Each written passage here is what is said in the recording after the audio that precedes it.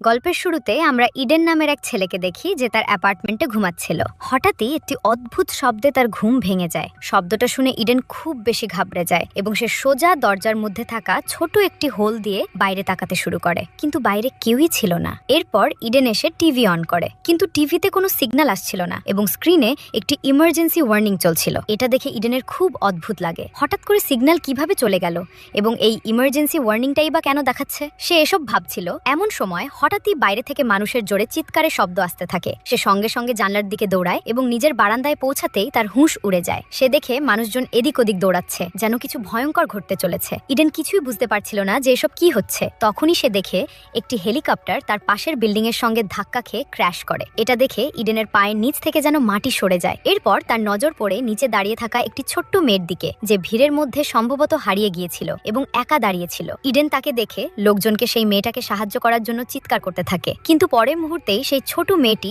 তার আশেপাশের মানুষদের ওপর হামলা করতে শুরু করে এবং লোকজনকে কামড়াতে থাকে। এটা দেখে ইডেন বুঝে যায় মানুষরা ধীরে ধীরে জম্বিতে পরিণত হচ্ছে। ভয়ে কাঁপতে কাঁপতে ইডেন দ্রুতই বারান্দা থেকে ভেতরে ঢুকে ইডেন তার অ্যাপার্টমেন্টে চলে আসে। ঠিক তখনই সেখানে একজন লোক ইডেনের ঘরে ঢুকে পড়ে। তাকে দেখে ইডেন ভীষণভাবে ভয় পেয়ে যায়, কারণ ইডেন মনে করছিল যে লোকটাও একজন জম্বি, কিন্তু আসলে সে ছিল ইডেনের প্রতিবেশী। সে ইডেনকে বলে, ভয় পেও না, আমি জম্বি নই। সে আরো জানায় যে তার সব বন্ধুরা জম্বিতে পরিণত হয়ে গেছে এবং তারা তার উপর হামলা করেছিল। তবে সে নিজেকে বাঁচাতে বাঁচাতে ইডেনের ঘরে ঢুকে পড়েছে। এরপর ইডেনের প্রতিবেশী বাথরুম কোথায় জিজ্ঞেস করে। ইডেন তাকে বাথরুমের পথ দেখিয়ে দেয়। যখন সে বাথরুমের দিকে যাচ্ছিল তখন ইডেন তার ঘাড়ে জম্বির কামড়ের দাগ দেখতে পায়। এটা দেখে ইডেন বুঝে যায় যে তার প্রতিবেশী খুব শিগগিরই জম্বিতে পরিণত হবে। নিজের নিরাপত্তার জন্য ইডেন একটি ছুরি তুলে নেয়। কিছুক্ষণ পর প্রতিবেশী বাথরুম থেকে বেরিয়ে আসে এবং ইডেনের হাতে ছুরি দেখে বুঝে যায় যে ইডেন তাকে জম্বি ভেবে মেরে ফেলতে পারে। তখন সে ইডেনকে বলে, দেখো আমি জম্বি নই। কিন্তু কথা বলতে বলতেই তার চোখের রং বদলাতে শুরু করে। এটা দেখে ইডেন বুঝে যায় যে তার শরীরে ভাইরাসের প্রভাব পড়তে শুরু করেছে। তখন ইডেন তার প্রতিবেশীকে বলে, আমার বাড়ি থেকে বেরিয়ে যাও, না হলে আমি তোমাকে মেরে ফেলবো। চাইলেও না চাইলেও ইডেনের প্রতিবেশী তার বাড়ি ছেড়ে বেরিয়ে যায়। ইডেন দরজার ছোট হোল দিয়ে তাকিয়ে দেখে বাইরে থাকা জম্বিরা তার প্রতিবেশীর ওপর ঝাঁপিয়ে পড়েছে। এই দৃশ্য দেখে ইডেন ভীষণভাবে আতঙ্কিত হয়ে যায় এবং তাড়াতাড়ি দরজাটা শক্ত করে লক করে দেয়। কিছুক্ষণ পর যখন পরিস্থিতি একটু শান্ত হয় তখন ইডেন নিউজ রিপোর্ট শুনতে থাকে, যেখানে এই সংক্রমণ সম্পর্কে বলা হচ্ছিল।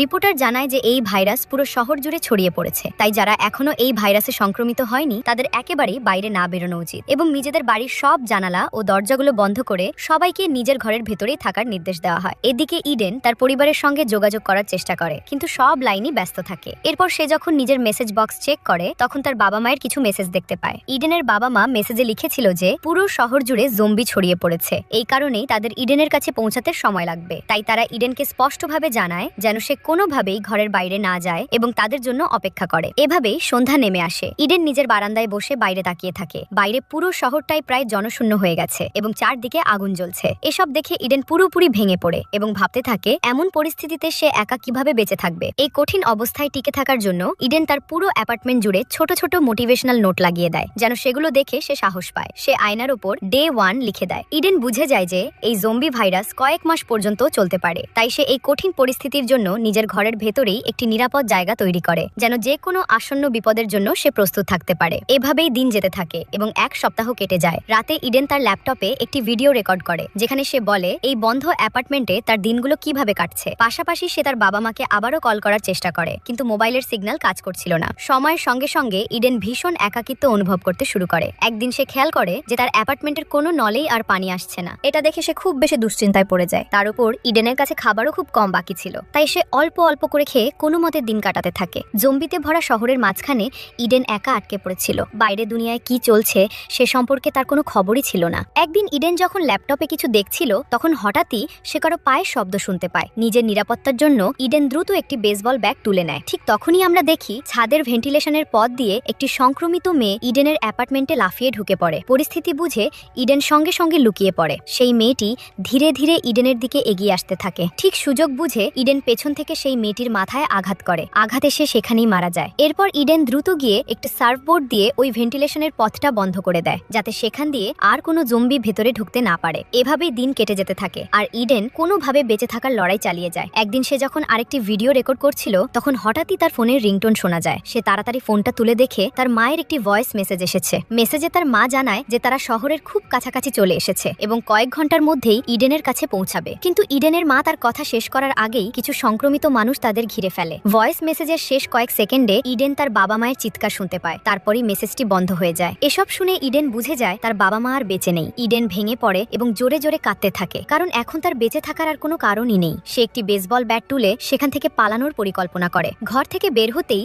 সে অসংখ্য সংক্রমিত মানুষ দেখতে পায়। তখনই তার নজর পড়ে তার সেই প্রতিবেশীর ওপর, যে এখনো বেঁচে ছিল কিন্তু মারাত্মকভাবে আহত ছিল। সেই কারণেই সে ইডেনের ওপর হামলা করতে পারছিল না। এরপর ইডেন বিল্ডিং থেকে বের হওয়ার কোনো রাস্তা খুঁজতে চেষ্টা করে, কিন্তু সে কোনো পথই খুঁজে পায় না। চারপাশে তখন সব জায়গায় জম্বিরা দাঁড়িয়েছিল, যা দেখে ইডেন বুঝতে পারে যে এতগুলো সংক্রামিত মানুষের ভিড় ঠেলে সে এখান থেকে বের হতে পারবে না। এরপর সে যখনই নিজের অ্যাপার্টমেন্টের দিকে ফিরে যেতে শুরু করে, তখনই সংক্রামিতরা তার উপর হামলা করে বসে। কিন্তু ইডেন কোনো মতে নিজেকে বাঁচিয়ে নিজের অ্যাপার্টমেন্টে ঢুকে পড়ে এবং দরজার সামনে ফ্রিজ টেনে এনে ভালো করে আটকে দেয়, যাতে বাইরে থেকে কোনো আক্রান্ত ব্যক্তি দরজা ভাঙতে না পারে। এখন অনিচ্ছা সত্ত্বেও ইডেনকে আবারও নিজের বাড়িতে বন্দী থাকতে হয়। বেশ কয়েক সপ্তাহ বাড়িতে একা থাকার কারণে ইডেন পুরোপুরি ভেঙে পড়েছিল। এই পরিস্থিতিতে ইডেনের বেঁচে থাকাটাই কঠিন হয়ে পড়েছিল। আর ঠিক তখনই পুরো শহরের বিদ্যুৎ চলে যায়। এটি দেখে ইডেন আরো গভীর মানসিক আঘাত পায় এবং ভাবতে থাকে যে সে তার ভবিষ্যৎ জীবন কিভাবে কাটাবে। না আছে খাওয়ার কিছু, না আছে ফোনের সিগন্যাল, আর না আছে বিদ্যুৎ। এসব ভেবে ইডেন নিজেকে আরো বেশি একা অনুভব করতে শুরু করে। এরপর নিজের জীবনের উপর অতিষ্ঠ হয়ে সে তার ল্যাপটপ অন করে এবং ভিডিও রেকর্ড করতে থাকে। ক্যামেরার দিকে তাকিয়ে সে বলে যে আজ ভাইরাস ছড়িয়ে পড়ার 42 দিন হয়ে গেছে। সে জানায় যে বেঁচে থাকার জন্য সে সম্ভাব্য সবকিছুই করেছে, কিন্তু এখন আর সহ্য করতে পারছে না। গত 2 দিন ধরে সে কিছুই খায়নি এবং এক ফোঁটা জলও পান করেনি। সে বলে এভাবে তিলে তিলে মরার চেয়ে নিজের জীবন দিয়ে দেওয়াটাই ভালো। পুরো 42 দিন এই কঠিন পরিস্থিতির সাথে লড়াই করার পর সে সবকিছু শেষ করে দেওয়ার সিদ্ধান্ত নেয়। কিন্তু যখনই সে আত্মহত্যার চেষ্টা করতে যাবে, ঠিক তখনই তার নজর সামনের একটি বিল্ডিং এর ওপর পড়ে, যেখানে সে একটি মেয়েকে দেখতে পায়। এতদিন পর একজন জীবন্ত মানুষকে দেখে ইডেন একদম চমকে যায় এবং তার মনে বেঁচে থাকার এক নতুন আশা জেগে ওঠে। কিন্তু ঠিক তখনই তার পা চেয়ার থেকে স্লিপ করে যায় এবং সে তড়পাতে থাকে। সৌভাগ্যক্রমে দড়িটি ছিঁড়ে যায় এবং ইডেনের প্রাণ বেঁচে যায়। এরপর ইডেন সঙ্গে সঙ্গে জানলার কাছে গিয়ে সেই মেয়েটির দিকে গভীরভাবে তাকাতে থাকে। একজন জীবিত মেয়েকে দেখে সে নিজের চোখকেই বিশ্বাস করতে পারছিল না, কারণ গত 42 দিনে সে কোনো মানুষকে দেখেনি। ঠিক তখনই সেই মেয়েটিও ইডেনকে দেখতে পায়, কিন্তু সে দ্রুত জানলার পর্দা বন্ধ করে দেয়, কারণ সে ইডেনকে জম্বি ভেবে ফেলেছিল। পরের দিন ইডেন আবার জানলার কাছে যায় এবং সেখানে সে মেয়েটিকে আবার দেখতে পায়। মেয়েটি আবার ইডেনকে জম্বি ভেবে লুকিয়ে পড়ার আগেই ইডেন তাড়াতাড়ি একটি কাগজে হাই লিখে তার দিকে হাত নাড়ায়। এটা দেখে মেয়েটি বুঝে যায় যে ইডেন কোনো জম্বি নয়, সে একজন মানুষ। এতে মেয়েটি বেশ খুশি হয়ে যায়। এরপর ইডেন কাগজের মাধ্যমে মেয়েটিকে নিজের নাম জানায়। এটা দেখে মেয়েটিও নিজের নাম ইভা বলে জানায়। ইভা ইডেনকে জিজ্ঞেস করে তার কাছে খাওয়া দাওয়ার কিছু আছে কিনা। তখন ইডেন তাকে জানায় তার কাছে খাওয়ার কিছু নেই, তবে পান করার জন্য প্রচুর পানি আছে। এরপর ইভা দেখে তার বাড়ির দরজার কাছে জম্বিরা এসে গেছে, তাই সে পর্দা বন্ধ করে চলে যেতে থাকে। কিন্তু যাওয়ার আগে ইডেন কাগজে লিখে ইভাকে জিজ্ঞেস করে তারা কি আগামীকালও এভাবেই কথা বলতে পারবে। ইভা সম্মতি জানিয়ে সেখান থেকে চলে যায়। রাতে ইডেনের ভীষণ ক্ষুধা লাগে এবং খাওয়ার মতো কিছু না পেয়ে সে টুথপেস্ট খেয়েই কোনো মতে সময় কাটাতে থাকে। কিছুক্ষণ পর জোরে বৃষ্টি শুরু হয়। তখন ইডেন বৃষ্টির পানি জমা করার জন্য বাইরে পাত্র রেখে দেয় এবং নিজেও 42 দিন পর বৃষ্টির পানিতে স্নান করতে থাকে। এই 42 দিনে ইডেনের দাড়িও অনেকটা বেড়ে গিয়েছিল, তাই সে দাড়িটাকে সুন্দর করে শেভ করে নেয়। পরের দিন ইডেন নিজেকে একদম পরিষ্কার পরিচ্ছন্ন করে নিয়ে মেয়েটির সামনে আসে। ইভা তাকে দেখেই পছন্দ করতে শুরু করে। এরপর ইডেন একটি বলে দড়ি বেঁধে ইভার অ্যাপার্টমেন্টের দিকে ছুড়ে দেয়, যেটা ইভা ধরে ফেলে। তারপর ইডেন সেই দড়িতে 2টি পানির বোতল বেঁধে ইভার দিকে ঠেলে দেয়, কিন্তু বোতলগুলো সামনে থাকা জালিতে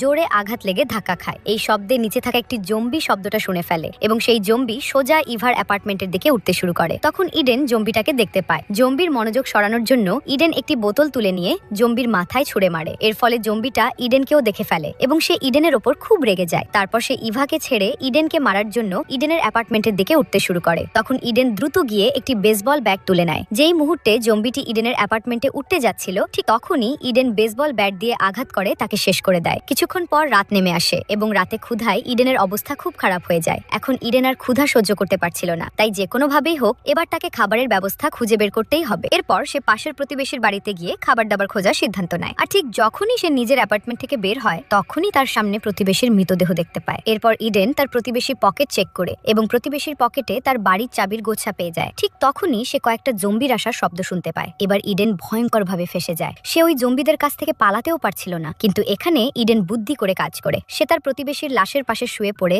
এবং নিজেকে লাশ বলে ভান করে। ইডেনের এই চালাকিটা কাজ করে যায় এবং সব জম্বি তার ওপর দিয়ে সামনে এগিয়ে যায়। এরপর ইডেন ধীরে ধীরে তার প্রতিবেশীর বাড়ির ভেতরে ঢুকে পড়ে। ঘরের ভেতরে ঢুকতেই সে দেখে সামনে বিছানার উপর একটা মেয়ে শুয়ে আছে, কিন্তু ইডেন তার কাছে যেতে ভয় পাচ্ছিল। তাই ইডেন আগে তার উপর একটা হেলমেট ফেলে দেয়, এইটা দেখার জন্য যে মেয়েটা জীবিত নাকি মৃত। কিন্তু হেলমেট লাগার পরেও সেই মেয়েটা নড়ে না। এটা দেখে ইডেন বুঝে যায় যে ওই মেয়েটা মারা গেছে। এরপর ইডেন সোজা রান্নাঘরের দিকে যায়, যেখানে সে অল্প স্বল্প খাবার পেয়ে যায়। আর ইডেন যখন বাড়িটা তল্লাশি করতে শুরু করে তখন সে দরকারি অনেক জিনিস পেয়ে যায়। সেগুলো ইডেন একটা বস্তায় ভরে তোলে। আর ঠিক যখনই ইডেন সেখান থেকে বের হতে যাচ্ছিল তখনই একটি ইনফেক্টেড তার উপর হামলা করে। ইনফেক্টেডটি ইডেনকে কামড়ানোর আগেই ইডেন একটি টেবিল ল্যাম্প দিয়ে জম্বির মাথায় আঘাত করে, কিন্তু এই আঘাতে জম্বিটির তেমন কোনো ক্ষতি হয় না। এরপরও সে ইডেনের উপর হামলা করতে থাকে। তখন ইডেন আইস অ্যাক্স ব্যবহার করে সেই ইনফেক্টেডটিকে চিরতরে শেষ করে দেয়। এরপর যখন সে বাইরে বের হয় তখন সে দেখে বাইরে অনেকগুলো জম্বি দাঁড়িয়ে আছে। ইডেন ধীরে ধীরে জম্বিগুলোকে এড়িয়ে নিজের অ্যাপার্টমেন্টে ঢুকে পড়ে। বাড়ি পৌঁছেই সে তাড়াতাড়ি নিজের কাপড় খুলে ফেলে এবং শরীর চেক করতে শুরু করে কোথাও জম্বি তাকে কামড়েছে কিনা, কিন্তু তার শরীর পুরোপুরি সেফ ছিল।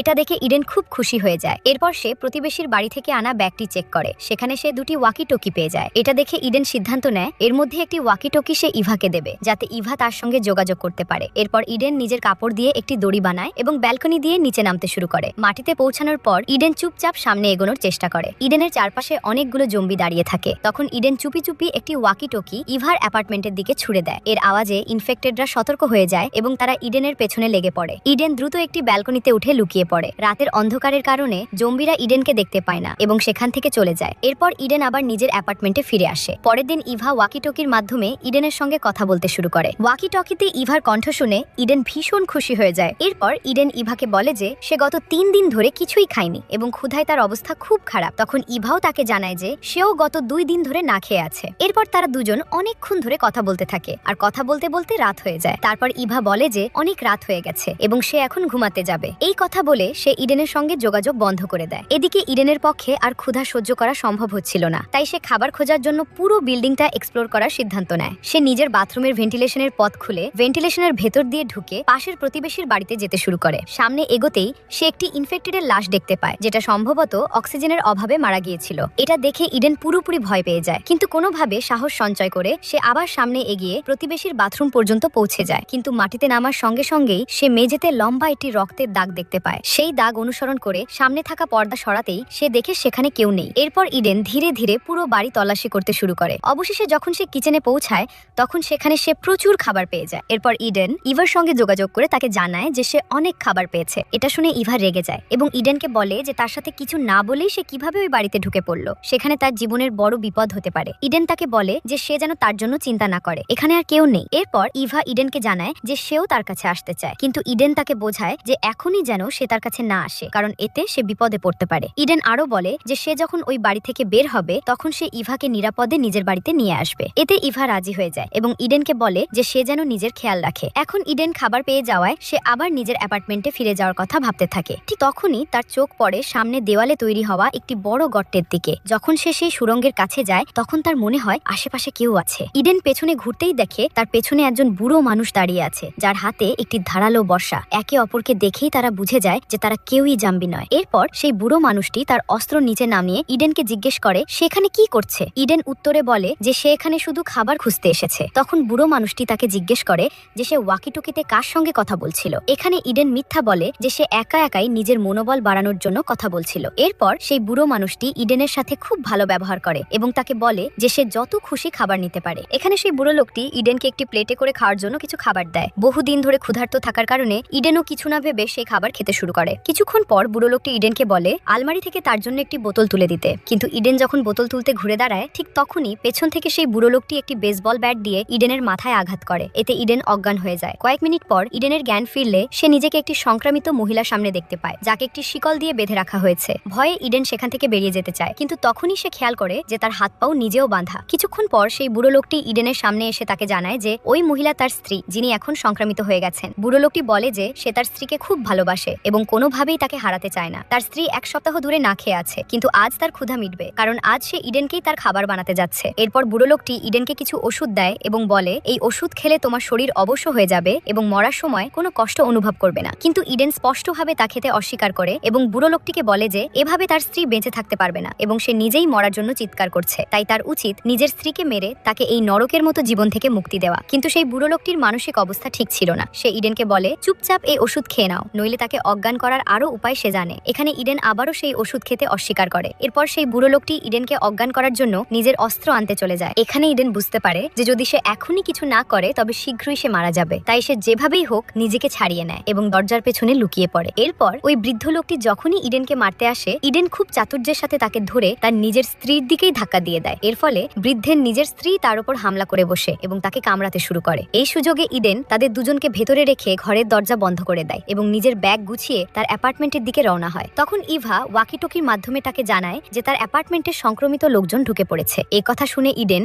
দ্রুত ইভাকে বাঁচানোর জন্য তার অ্যাপার্টমেন্টের দিকে ছুটতে থাকে। ইডেন যখন নিজের অ্যাপার্টমেন্টের ব্যালকনিতে যায় তখন সামনে ইভাকে দেখতে পায়। সে দেখে যে ইভা ব্যালকনিতে আটকে পড়েছে এবং তার পালানোর আর কোনো পথ নেই। এখন ইভাকে বাঁচানোর জন্য ইডেন চাদর দিয়ে তৈরি দড়ি ব্যবহার করে নিচে নামার চেষ্টা করার সময় পড়ে যায়। ঠিক তখনই এক সংক্রমিত ব্যক্তি তার দিকে তেড়ে আসে। ইডেন নিজেকে বাঁচাতে শটগান দিয়ে সেই সংক্রমিত ব্যক্তিকে গুলি করে মেরে ফেলে, কিন্তু গুলির শব্দ শুনে বিল্ডিং এ থাকা প্রচুর সংক্রমিত লোক টের পেয়ে যায় এবং তারা ইডেনকে মারার জন্য উপর থেকে নিচে ঝাঁপিয়ে পড়তে শুরু করে। এমতাবস্থায় নিজেকে বাঁচাতে ইডেন সোজা ইভার অ্যাপার্টমেন্টের দিকে দৌড় দেয় এবং ইভাও উপর থেকে তার জন্য চাদরের তৈরি একটি দড়ি নিচে ফেলে দেয়। ইডেন এবার এই দড়ির সাহায্যে ওপরের দিকে উঠতে শুরু করে, কিন্তু ঠিক তখনই একজন সংক্রমিত ব্যক্তিও সেই দড়ি ধরে ইডেনের পেছনে উঠতে থাকে। এই পরিস্থিতিতে ইডেন বুদ্ধিমত্তার পরিচয় দিয়ে একটি অ্যাপার্টমেন্টের ব্যালকনিতে লাফিয়ে পড়ে এবং দ্রুত একটি ছুরির সাহায্যে দড়িটি কেটে দেয়। এতে সেই সংক্রমিত ব্যক্তিটি বেশ ওপর থেকে নিচে পড়ে গিয়ে মারা যায়। এরপর ইভাও নিচে ইডেনের কাছে ঝাঁপ দেয় এবং এখন তারা দুজনে এক হয়েছে। ইডেন ইভাকে বলে যে এখানে থাকা ঠিক হবে না, কারণ এখানে থাকলে শীঘ্রই সংক্রমিতরা তাদের ধরে ফেলবে। এরপর তারা দুজনেই সেই জায়গা থেকে বেরিয়ে যাওয়ার জন্য এগিয়ে যায় এবং জম্বিদের সাথে লড়াই করার জন্য প্রস্তুত হয়। যখন তারা অ্যাপার্টমেন্টের দরজার কাছে পৌঁছায় তখন তারা দুজনে বুদ্ধি খাটিয়ে দরজা খুলে দরজার পেছনে লুকিয়ে পড়ে। দরজা খোলার সাথে সাথেই কিছু রাগান্বিত সংক্রমিত মানুষ তাদের না দেখেই অ্যাপার্টমেন্টের ভেতরে ঢুকে পড়ে এবং সেই সুযোগ কাজে লাগিয়ে তারা দুজনে সেখান থেকে বেরিয়ে যায়। যাওয়ার সময় ইডেন সেই অ্যাপার্টমেন্টের দরজার লক ভেঙে দেয়, যাতে যে জম্বিরা তাদের মারার জন্য ভেতরে ঢুকেছে তারা যেন আর বাইরে বেরিয়ে আসতে না পারে। তারা সেখান থেকে তো বেঁচে ফিরে আসে, কিন্তু পথে আরেকটি জম্বি ইডেনের ওপর হামলা করে। তাদের দুজনের মধ্যে বেশ কিছুক্ষণ লড়াই হয় এবং এক পর্যায়ে তারা দুজনেই সিঁড়ি দিয়ে নিচে পড়ে যায়। তখন ইভা সাহস সঞ্চয় করে সেই সংক্রমিত ব্যক্তিটিকে মেরে ফেলে। এরপর তারা আবারও নিজেদের অ্যাপার্টমেন্টের দিকে এগোতে থাকে এবং পথে অনেক সংক্রমিতকে খতম করে সামনের দিকে এগিয়ে যায়। এখন ইডেন তার অ্যাপার্টমেন্টের খুব কাছে চলে এসেছে, কিন্তু তারা যখনই অ্যাপার্টমেন্টে ঢুকতে যাবে ঠিক তখনই পেছন থেকে এক বিশাল শক্তিশালী সংক্রমিত ব্যক্তি চলে আসে। ইডেন নিজের জীবনের পরোয়া না করে ইভাকে অ্যাপার্টমেন্টের ভেতরে ঢুকিয়ে দেয় এবং নিজে সেই শক্তিশালী জম্বিটার সাথে লড়াই করতে শুরু করে। কিছুক্ষণ পর